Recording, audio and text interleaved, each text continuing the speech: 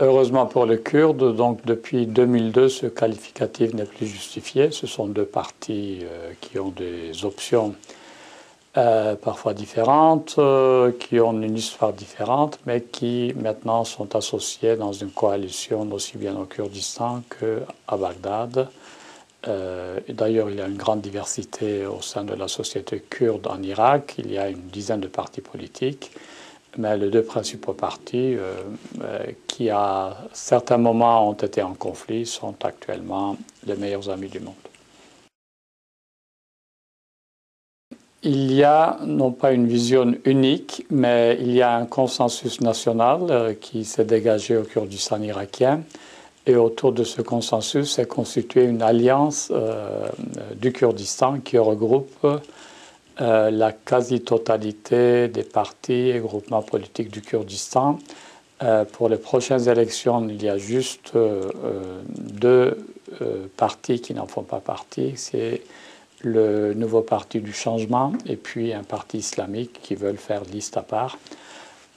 Sinon, effectivement, l'Alliance du Kurdistan traduit une vision commune qui est de défendre les intérêts du Kurdistan au sein d'un Irak fédéral et démocratique et défendre aussi à Bagdad les droits des autres minorités ethniques, confessionnelles de l'Irak. Ce sont les Kurdes qui ont défendu les droits des chrétiens, les droits des Turkomans, des Sabéennes, etc.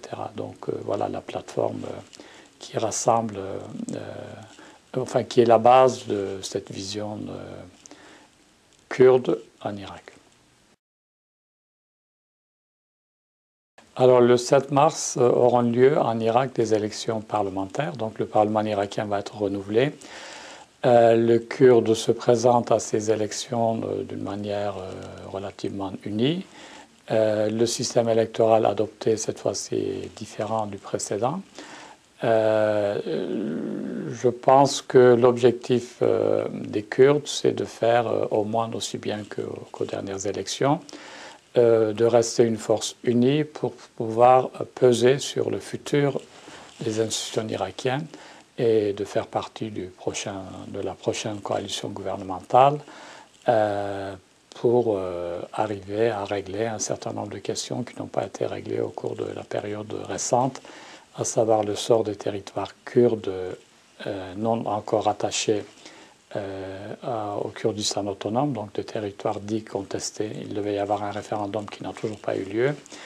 Et puis la question de la loi sur le pétrole, qui est une question importante. Et enfin, donc, c'est l'approfondissement du fédéralisme en Irak, parce que pour l'instant, il y a une région du Kurdistan et le reste de l'Irak reste encore sous l'ancien système de département. Les Américains n'ont pas vocation à rester là-bas, donc ils vont partir. Je ne sais pas si ça sera réalisé à la fin de 2011, mais un jour, de toute façon, il va partir. Bon, il restera peut-être quelques bases, quelques unités dans le cadre de la défense du pays vis-à-vis des menaces extérieures, notamment la menace iranienne. L'ascendant de la Turquie dans la région, effectivement, se confirme au fil des dernières années. Mais les relations entre le Kurdistan irakien et la Turquie se sont pas mal améliorées au cours de l'année écoulée. Donc les Kurdes irakiens ne perçoivent plus la Turquie comme une menace, en tout cas pas une menace imminente. Maintenant,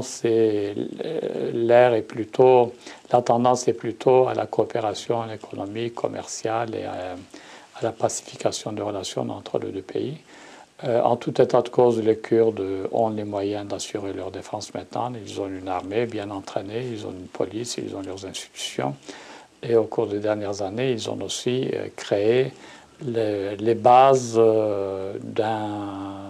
non pas d'une autarcie, mais d'une relative indépendance économique du Kurdistan avec le développement du gisement pétrolier. Et puis progressivement aussi, l'agriculture redémarre et il y a un certain nombre de secteurs qui connaissent un développement tout à fait important depuis 5 ans.